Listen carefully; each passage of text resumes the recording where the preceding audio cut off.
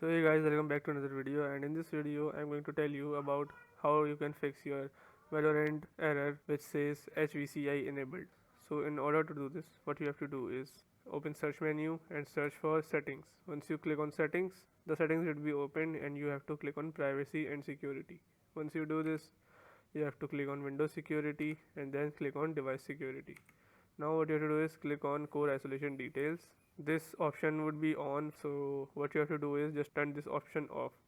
And as you can see, this change requires you to restart your device. So what you have to do is once you toggle this off, then just close everything and restart your device. Restarting your device is the main process and very important. If you do not do this and still run your Valorant, your problem won't work and it will create more problems for you in future. So make sure you restart your computer, and once you restart your computer, your problem should be solved and you can play Valorant without any error. If your problem still occurs, make sure to comment down below so we can bring a detailed guide on this video. If you like the video, give it a thumbs up, subscribe, comment down below, and thanks for watching.